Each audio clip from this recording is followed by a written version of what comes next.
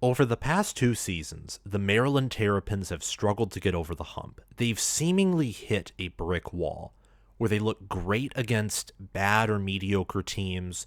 In fact, they look great against the best of the best, having played Ohio State and Michigan for 3 full quarters, at times 4 full quarters, both in 22 and 23, playing them very close, losing, yes, but playing them very competitively. And then, against the great teams, against the good teams, not against Michigan or Ohio State, but against Penn State, against Purdue in 2022, against a well-coached Northwestern team in 23, and even some bad teams in Big Ten Conference play, like Wisconsin in 22, who didn't have their head coach, or Illinois last year, who was a sub-500 team. Maryland has found ways to fumble games that they should have won, or at least when you combine all of those close losses, they should have won at least a handful of them. Maryland has played to their competition under Mike Locksley, and they weren't able to utilize the talent of Taulia Tagovailoa, who's now departed the program as he ran out of eligibility, along with star center Eric Harris, along with Bo Brady, along with some receivers, other offensive linemen. Overall, the defense returns a lot, and the offense still has great receivers like Kaden Prather and Ty Felton. Corey Dyches also left the team for California. It's been tough existing in the Big Ten East with Penn State, Ohio State, and Michigan breathing down your neck.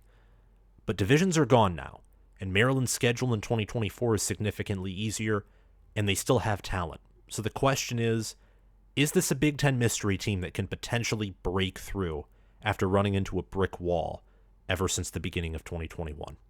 Welcome back, fellow football fanatics. It's your host, College Football with Sam.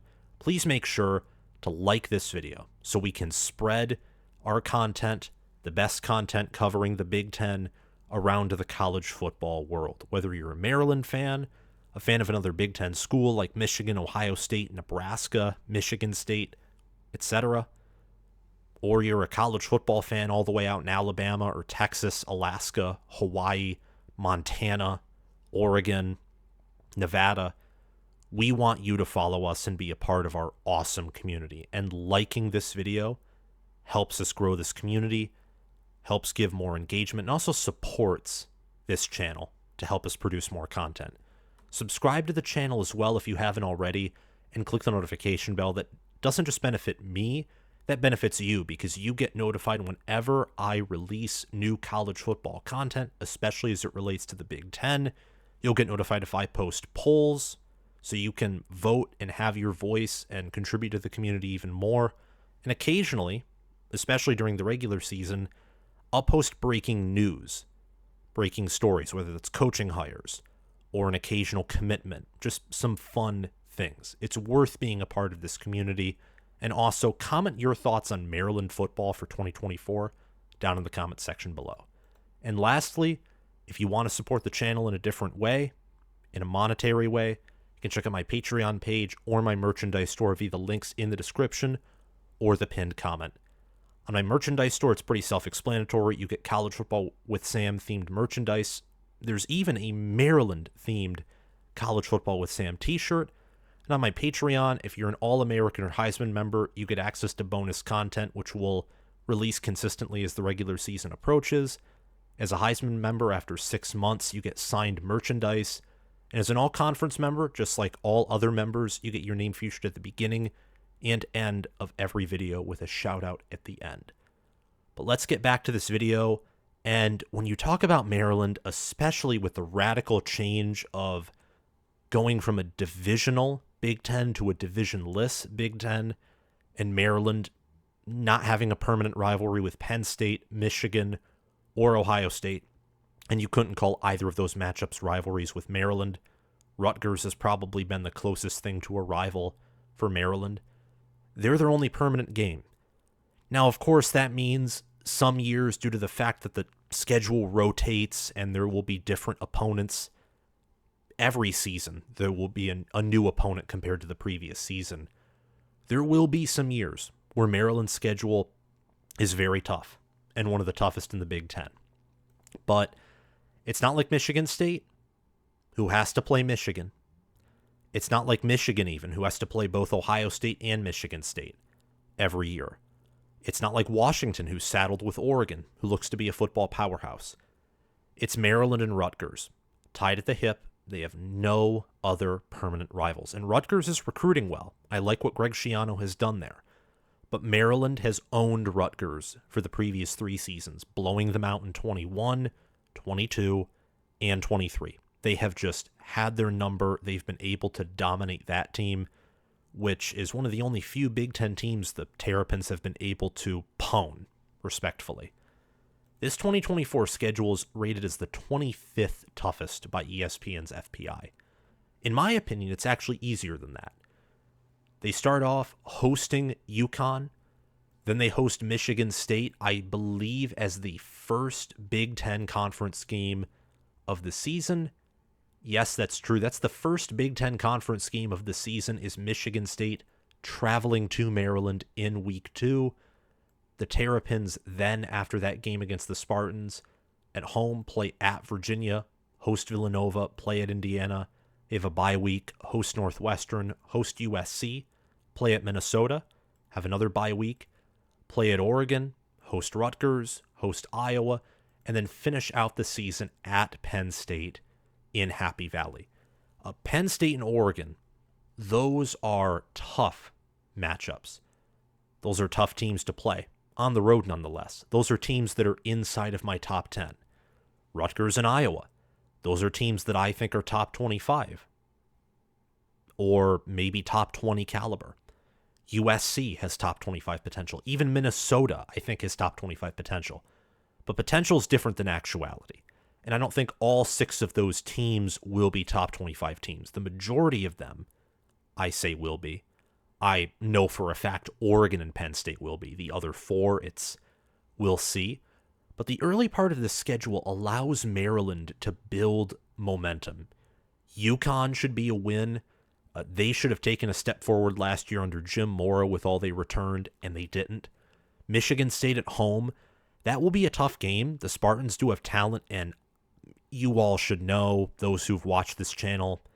For those who don't, I'm very high on Jonathan Smith. I love Michigan State staff, but it's at home. Maryland at this point has their identity set in stone under Locksley.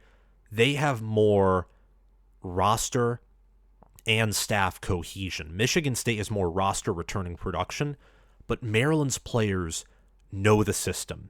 They know the game, and their coaching staff has a lot of continuity. In fact, I'd say that Maryland upgraded their coaching staff by adding Azar Abdul-Rahim as co-defensive coordinator. He was the defensive coordinator, or co-defensive coordinator at Boston College last year, the defensive backs coach there, working under Jeff Hafley. Before that, he was the defensive coordinator at UMass in 2019. And from 16 to 18, he was the defensive backs coach at Maryland. And he's from Washington, D.C., so some familiarity with the area that helps with recruiting. Worked at Boston College. Maryland, was also an assistant and analyst at Alabama.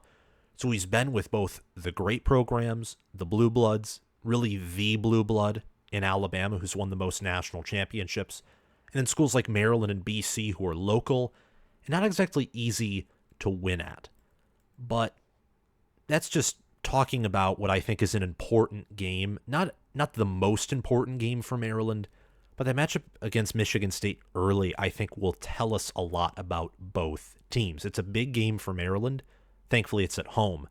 Virginia and Villanova, along with Indiana and I'd say Northwestern, very beatable teams. USC is a tough September and early October stretch, and I think after a game against Northwestern, which is coming off of a bye, only 2 weeks removed from that bye, second home game in a row, if Maryland is simply 5-1, they could be 6-0, maybe even 4-2, though their stadium's typically not full. Hosting USC, who's traveling from the other side of the lower 48 states, and at that point, I think will be exhausted, that could be a trap spot for USC, and that could be an area where Maryland can take advantage, and a game where Mike Locksley can earn his, I would say, first big win at Maryland.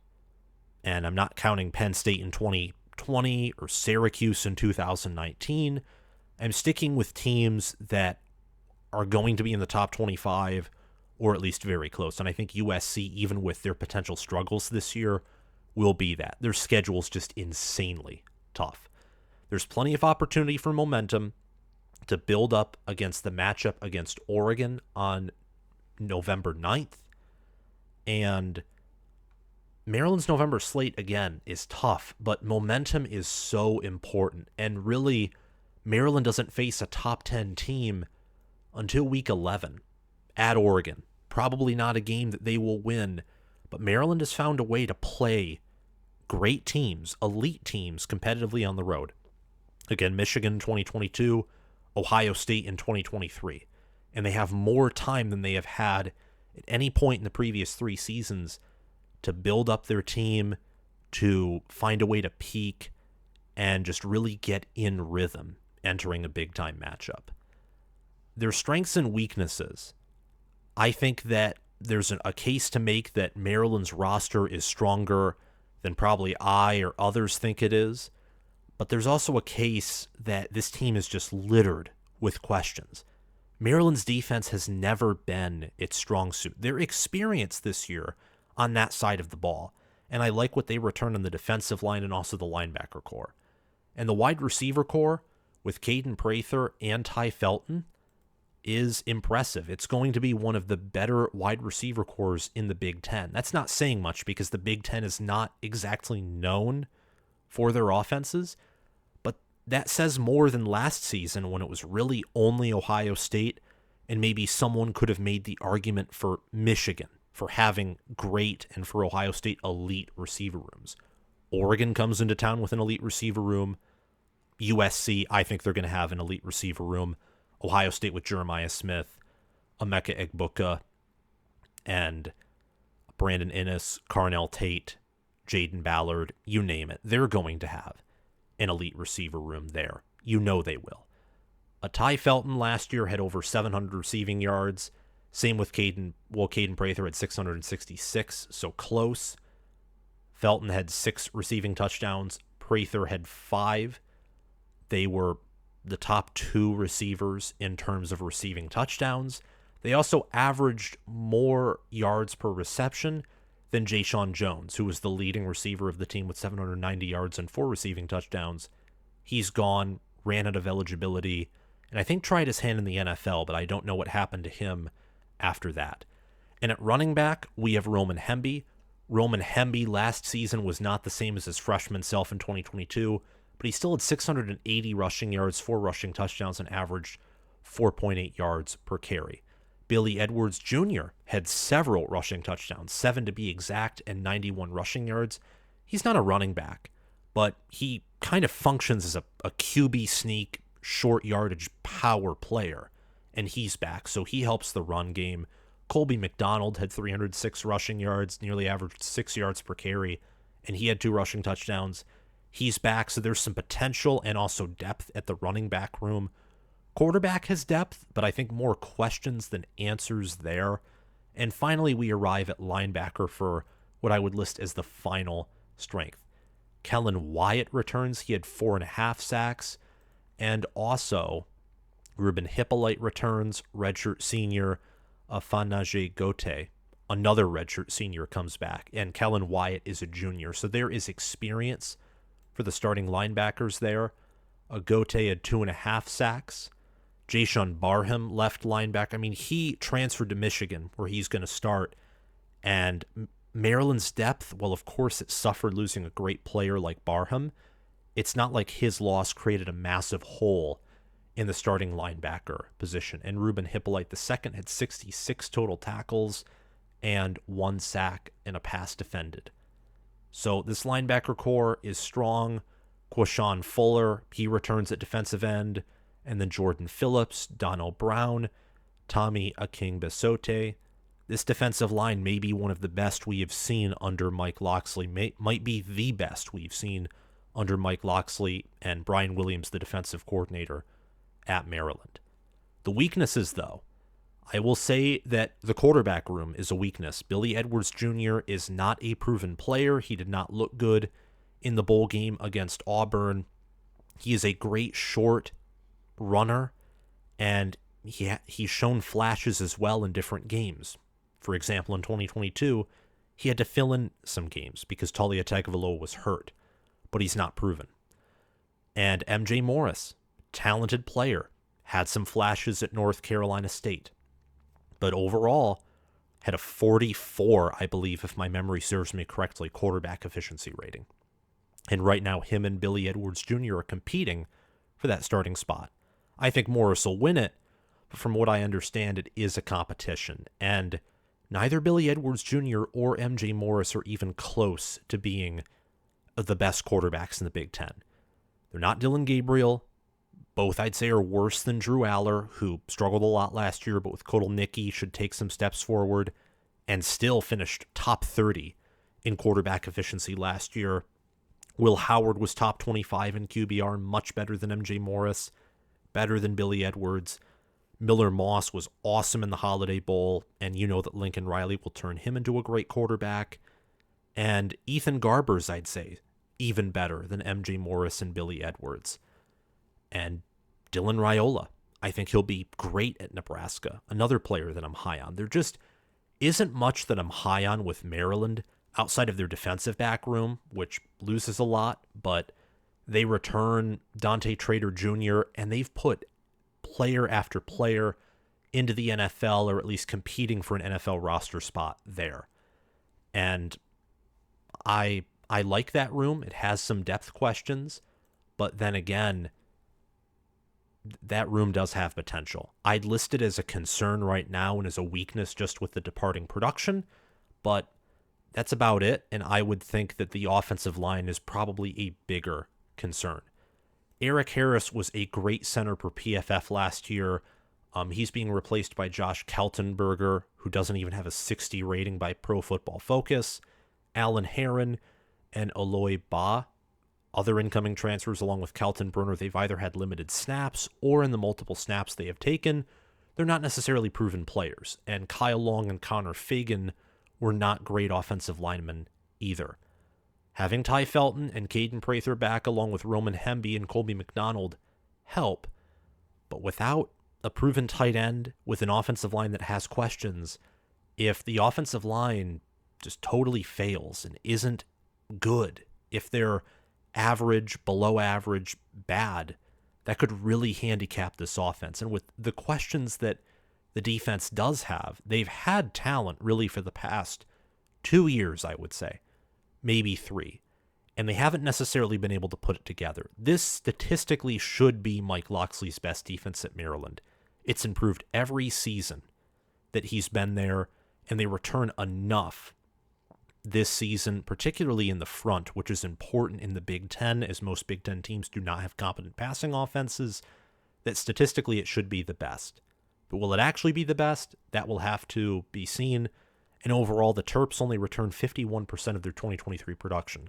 Most of it's on the defense. It's encouraging to see that they still have good players like Dante Trader, Ruben Hippolyte, Kellen Wyatt, and then Roman Hemby, Ty Felton, Kaden Prather, and maybe MJ Morris or Billy Edwards turns out to be a good quarterback and I'm wrong, but those are some areas with questions. In retrospect, I should have made tight end more of a concern than the defensive back, but with the wide receivers that Maryland has and the running backs, I think that it's more important for the defensive back room to turn out well than the tight end room. So I don't necessarily know. If you think I should have made tight end a weak spot instead of the defensive back core on the screen, let me know in the comment section. Overall, this team is going to be inconsistent, I think, yet again, just given the inexperience, given the fact that while the schedule isn't extremely hard, I disagree with ESPN that it's a top 25 schedule in terms of toughness. It's definitely a top 50 schedule in terms of toughness. You could probably say top 40 and you wouldn't be wrong. And with enough teams that have the potential to be good or to play a good game, Michigan State could play a good game. USC, Oregon, Penn State, Iowa, Rutgers, even Minnesota with how much they return. All of those teams can play a good game or most of them outside of Minnesota, could probably play a good game in all 12 of their matchups, one of them including Maryland. And as was the case in 21, 22, and 23, this team should be decent, maybe good. Maybe this will be the best team for Mike Locksley and the Terrapins in terms of win-loss record because the schedule is easier. And they will have a high ceiling in some aspects. I do think that this will be the best defense, whether statistically or even likely overall, for a Mike Locksley team in Maryland in College Park. And the offense with Roman Hemby, with playmakers at receiver, and with talent at quarterback, just unproven, there will be potential on the offensive side of the ball yet again. And there are some NFL players. But this team, I think, will continue to play up or down to their competition, and I think overall still be an inconsistent unit. I see a ceiling that can be 8-4, honestly. I think that there will be some losses to either top 25 teams or maybe one to a bad team. And I don't see Maryland beating Oregon and Penn State. I would pencil those in as auto losses. And I could say maybe one or two more games on the schedule, definitely one, is an auto loss. That leaves 8-9 games where Maryland will likely win or they'll definitely win, and Maryland will probably drop one of those. But 8-4 would still be an overall improvement. With how much this team loses and the fact that, again, while their schedule got easier, it's still not easy. It's harder than most, if not all, ACC schedules and most, if not all, Big 12 schedules. I could see 4-8. I could see 5-7. So the range of outcomes is very wide with this team. Thank you all so much for watching this video. Remember to like it, subscribe to the channel, click the notification bell, and comment your thoughts on this video and on Maryland football down below. Thank you so much to Crash2488 and Brasco Rascal for sponsoring this video and channel as Heisman members.